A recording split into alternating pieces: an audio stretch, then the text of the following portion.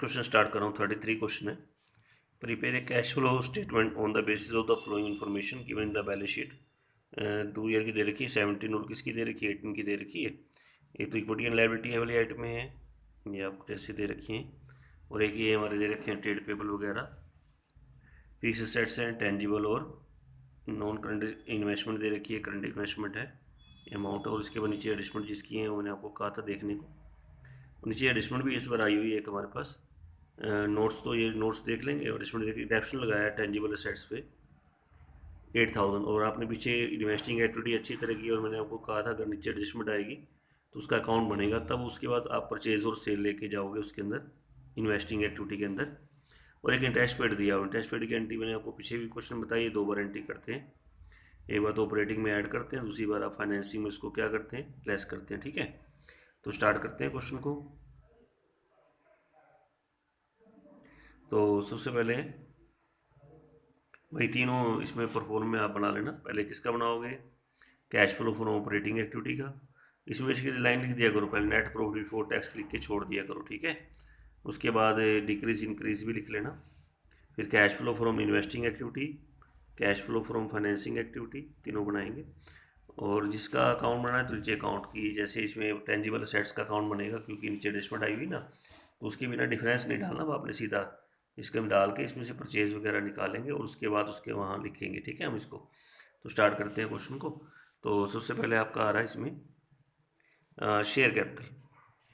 तो share capital आपको पता है कहाँ जाती है, जैसे आपकी 60,000 की कितनी हो रही है, 70,000, तो आपकी बताना शेयर कैपिटल कहाँ जाएगी। अब तो आपको याद होगी फाइनेंसिंग में कहाँ जाते हैं, फाइनेंसिंग में यहाँ लेंगे इशू ऑफ शेयर कैपिटल।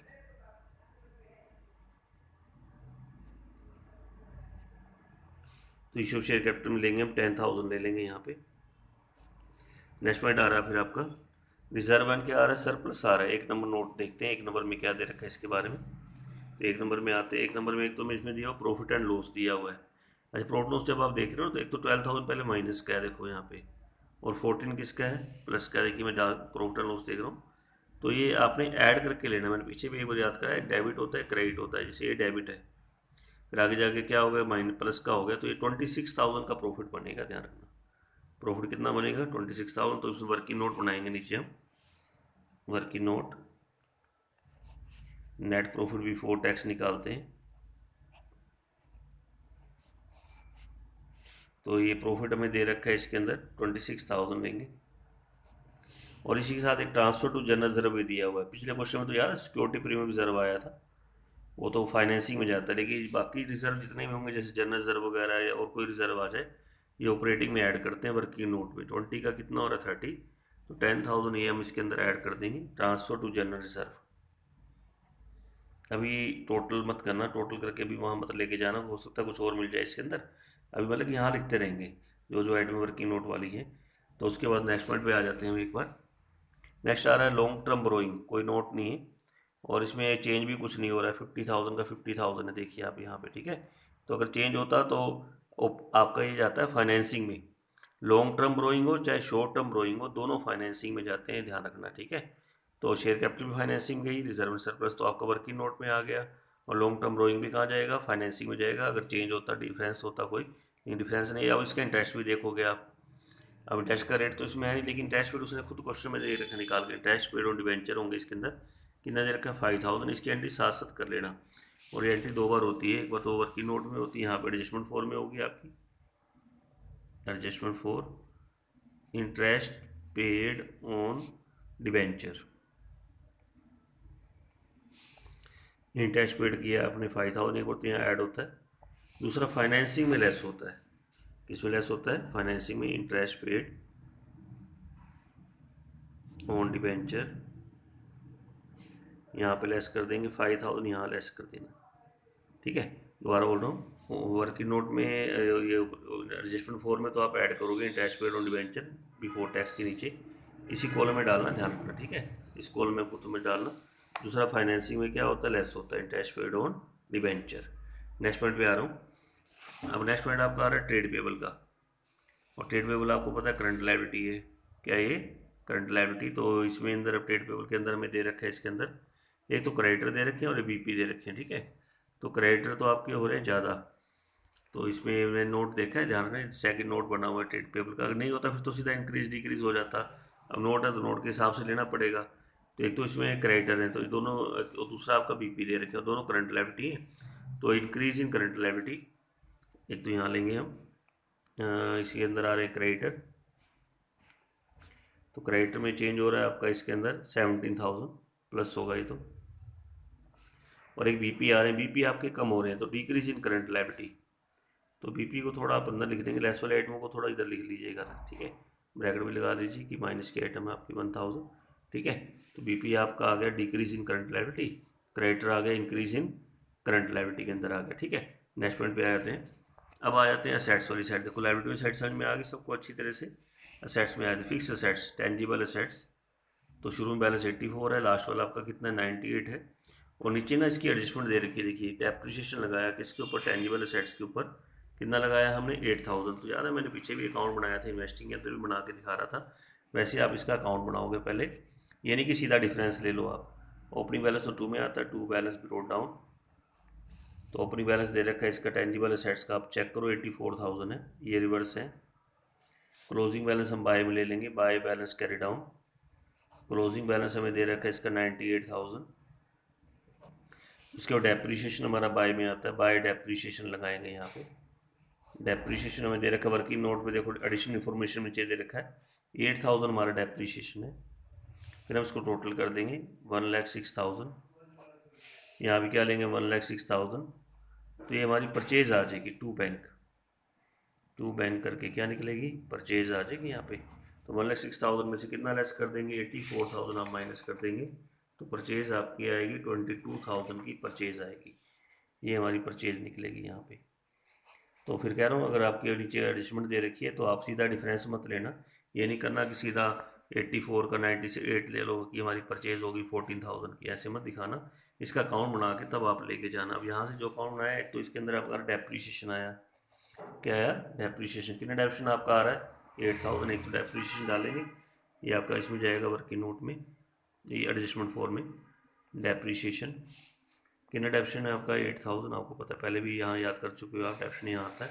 और एक परचेज आती है, परचेज आती है इन्वेस्टिंग में, परचेज ऑफ टेंजिबल एसेट्स, और परचेज आपकी आ रही है इसके अंदर 22,000, ब्रैकेट लगा देना, कैश जा रहा है, ठीक है, purchase of tangible assets. Next point पे आ रहा हूँ, अब इसके अंदर आ रहा है नॉन करंट इन्वेस्टमेंट आ रहा है, अब इसकी कोई एडजस्टमेंट नहीं, लेकिन इसकी परचेज और सेल होती है, जैसे 6,000 का 16,000, 6,000 का कितना हो रहा है 16,000, तो परचेज है, purchase of non current investment, ये भी हम इन्वेस्टिंग में डालेंगे, यहाँ लिखते हैं purchase of non current investment, और ये परचेज आपकी आ रही है 10,000 की, ये भी ब्रैकेट लगा देंगे, कैश जा रहा है, ठीक है, ध्यान रखना, purchase of non current investment. Next point पे आ रहा हूँ, अब उसके बाद आपका करंट इन्वेस्टमेंट तो मैंने छुड़वा दिया था आपको, करंट इन्वेस्टमेंट अभी नहीं लेना आपने, ये कल पिछले क्वेश्चन में भी आपको बताया था कि करंट इन्वेस्टमेंट को नहीं लेते हम, और एक इन्वेंट्री ले लेते हैं पहले हम, ये बंद लेंगे, इसे बाद में लेंगे, कैश और बैंक भी बाद में लेंगे, करंट इन्वेस्टमेंट भी बाद में लेंगे, लास्ट में इन्वेंट्री आपकी ज़्यादा हो रही है, तो increase in current assets inventory लेंगे, इंक्रीज इन क्या है करंट असेट्स, तो ये भी यहाँ लेंगे हम, यहाँ पे इंक्रीज इन करंट असेट्स में अंदर डालेंगे इन्वेंट्री, माइनस की आइटम है 37,000, ये भी माइनस होगा, ठीक है, इन्वेंट्री माइनस में।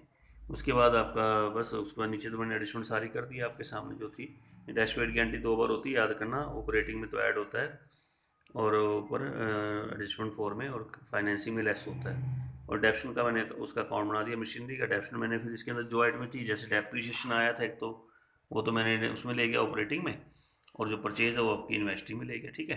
अब आप इसका टोटल करेंगे जो वर्किंग नोट वाला है, टोटल बनता है 36,000 वर्किंग नोट का, इसको आपने सबसे ऊपर लिख लेना है यहाँ पे 36,000, फिर आप इसको टोटल करेंगे, टोटल यहाँ तक जब करेंगे तो ये बन जाता है आपका यहाँ पे 49,000 बनेगा, जिसको बोलते हैं operating profit before working capital changes, operating profit before working capital changes, ठीक है। उसके बाद फिर आपका ये ऐड हुआ 17,000 इसके अंदर, तो 66,000 हो गया, फिर हमारा इसमें 38,000 माइनस कर देना, ठीक है, तो इसमें 38 माइनस करेंगे तो 28,000 हमारा निकल के आता है, जिसको बोलेंगे cash flow from operating activity. फिर आप इसको इस कॉलम में दिखा देना 28,000 को, यानी कि जो इस कॉलम में, और उसके बाद फिर आप इसका टोटल करेंगे तो वो चीज़ें आई इन्वेस्टिंग में 32,000 माइनस का है, तो यहाँ भी 32,000 किसका ले लेना, माइनस का ले लेना। उसके बाद फिर आपका 5,000 प्लस का आ रहा है, यहाँ लिखना है इसके सामने cash used in investing activity, cash used in investing activity, ये ठीक है, प्लस का आ रहा है। Cash flow from financing activity, cash flow from financing activity, फिर ये 5,000 आप यहाँ डाल दीजिए इसका भी। अब तीनों का टोटल करते हैं हम, ठीक है। तो ये 33 तो प्लस का और 32 आपका माइनस का है ना, ये दोनों प्लस के और ये किसका है, माइनस का, तो 1,000 आपका माइनस का आएगा, जिसको हम लिखेंगे net increase in cash and cash equivalent, यानी ए प्लस बी प्लस सी तीनों एक्टिविटी का टोटल, जो कि हमारा 1,000 आ रहा है। अब मैंने जो आपको बताया था क्या क्या छोड़ा था, एक तो बताओ पहले करंट इन्वेस्टमेंट, और एक कैश और बैंक छोड़ा था ना, इसका ओपनिंग बैलेंस देखना कितना दे रखा है, 20,000, तो 20,000 तो ये दे रखा है, ये तो किसका बैलेंस है, आपका करंट इन्वेस्टमेंट, और 5,000 आपका कैश और बैंक है, दोनों का ऐड करो, 25 बन गया ना, 25,000 ये आपका ओपनिंग बैलेंस है, जो मैं इसके अंदर ऐड करूँगा, तो नीचे आपका 26,000 आ जाएगा। 26,000 चेक करो, ये में लिखोगे क्या, cash and cash equivalent at the beginning, cash and cash equivalent at the end, देखो आपके सामने 25 ऐड बना, 26 आपका निकल के आ गया यहाँ पे, ठीक है। तो ये हमारा पूरा कैश फ्लो स्टेटमेंट हमने तैयार कर दी। हाँ जी, क्वेश्चन समझ में आ गया, अच्छी तरह समझ में आया आप सबको, ठीक है। उसके बाद एक क्वेश्चन तो छोटा सा है हमारे पास है, वो क्वेश्चन है 50, पहले 50 एक बार सिर्फ 2 मिनट का क्वेश्चन है, ज़्यादा नहीं है, तो एक बार कर लेते हैं उस क्वेश्चन को भी। 50 क्वेश्चन निकाल लीजिए एक बार, आपकी नई बुक पे में 50 है, पुरानी बुक में आप देख लेना, क्वेश्चन स्टेटमेंट मिला लेना, टैली कर लेना, नई बुक के हिसाब से बता रहा हूँ 50 क्वेश्चन। देखिए ये क्वेश्चन है, ज़्यादा बड़ा भी नहीं है, देखो 4 लाइनें दे रखी, और इसमें खाली कैश फ्लो स्टेटमेंट बनानी है आपने, ठीक है। एक तो कैश बैलेंस तो लेते नहीं हम, बाद में लेते हैं, तो पहले तीनों बना लेते हैं। Cash flow from operating activity, एक तो cash flow from investing activity, और cash flow from financing activity. तो इसके अंदर सबसे पहले आपका आ रहा है कैश बैलेंस, तो खैर बाद में लेते हैं। डिक्रीज इन इन्वेंट्री, अब डिक्रीज इन इन्वेंट्री तो करंट असेट्स हो गया, तो ये तो इसमें जाएगा, डिक्रीज इन करंट असेट्स में, यहाँ पे लेंगे इन्वेंट्री, तो इन्वेंट्री हमारी दे रखी है इसके अंदर हमें 8,000 प्लस होगा। नेक्स्ट पॉइंट फिर आपका आ रहा है इसके अंदर increase in BP, increase in BP 12,000, तो ये आपका यहाँ पे जाएगा increase in BP, increase in current liability, ये आपका प्लस में जाएगा, ये कितना अमाउंट आपका हो गया, 12,000 हो गया। नेक्स्ट पॉइंट आपका आ रहा है sale of fix assets, sale of fix assets. अब सेल वगैरह परचेज वगैरह हमारा कहाँ जाता है, इन्वेस्टिंग में जाता है ना, परचेज सेल सब इन्वेस्टिंग में, तो इन्वेस्टिंग में डालेंगे यहाँ पे cell of fix assets,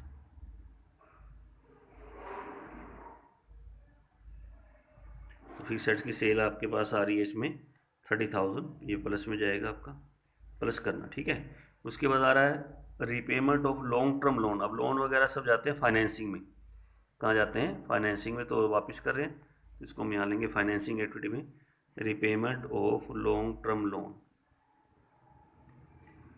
loan, और रीपेमेंट आपने लोन की है, ये 50,000 ही माइनस की आइटम होगी, जब वापस करोगे तो कैश तो जाएगा ना, तो repayment of long term loan क्या होता है, माइनस होता है।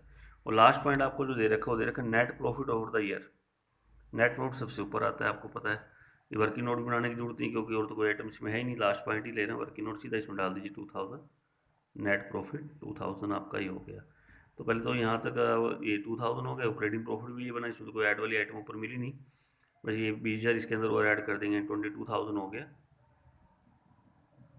और 22,000 को आप इस कॉलम में डाल देंगे, ये हो गया cash flow from operating activity बन गया आपका, ठीक है। फिर 30 प्लस का आ रहा है 30, फिर इसके अंदर डालेंगे cash flow from investing activity हो गया। फिर 50 माइनस का आ रहा है, 50 माइनस का डालेंगे, cash used in financing activity हो गया। फिर हम तीनों को ऐड करते हैं यार, क्यों तो ऐड करके देखिए, ये तो आपका 52 तो माइनस का है और 50 प्लस का है, तो 2,000 प्लस का बचेगा, जिसके सामने फिर हम लिखते हैं यहाँ net increase in cash and cash equivalent, net increase in cash and cash equivalent.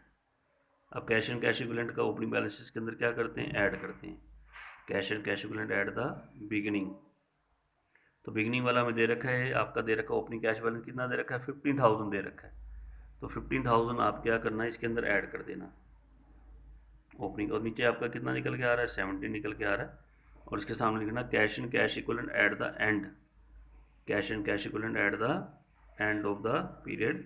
Beginning वाला आपका ऐड हो जाएगा, क्लोजिंग वाला आपका खुद निकल के आएगा।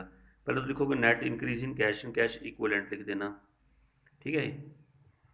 फिर उसके बाद cash and cash equivalent at the beginning लिख देना। फिर कैश एंड कैश इक्विवेलेंट आपका खुद निकल के आ जाएगा 17,000। आप चेक करो, ये 15 आपका दे रखा था ना शुरू वाला, लास्ट देखो कितना दे रखा है, 17 दे रखा है क्लोजिंग कैश बैलेंस आपका। तो ये क्वेश्चन था, ज़्यादा बड़ा क्वेश्चन नहीं है, इसलिए मैंने जल्दी इसको करा दिया। तो आज जो क्वेश्चन आपने करने हैं, आज मैंने जो क्वेश्चन कराए हैं आपको, एक तो मैंने 50 कराया है, एक 33 कराया है और 32 कराया है। तो यानी 32, 33 और 50। एक तो करोगे 32, शायद दो पार्ट भी ना हो, उसके पीछे देख लेना, 33 और 50, ये 3 क्वेश्चन आप आज कर लेना, ठीक है। बहुत ही इंपॉर्टेंट क्वेश्चन है, यही ज़्यादा पेपर में आते हैं, 6 मार्क्स का क्वेश्चन आएगा एक आपका पूरा बनाने के लिए। तो अच्छी तरह इसको करके चलना, ठीक है। लेकिन पहले तीनों फॉर में अच्छी तरह याद करना, ऑपरेटिंग का, इन्वेस्टिंग का, फाइनेंसिंग का। बार बार उसको पढ़ोगे तो आपको पता लग जाएगी खुद हमारी आइट में कहाँ जाएंगे। और जब स्टेटमेंट पूरी बनाओगे ना, फर्स्ट से लेके लास्ट तक चलना, यानी पहला पॉइंट से लेके फर्स्ट पॉइंट से लेके लास्ट तक, इसकी एडिशनल एडिशनल का साथ करते जाना, कभी गलत नहीं होगा क्वेश्चन, थी ना। तीनों परफॉर्मेंस साथ में, तीनों एक्टिविटी इकट्ठी बना के चलना, ठीक है। आज के दिन इतना, बाकी कल करेंगे।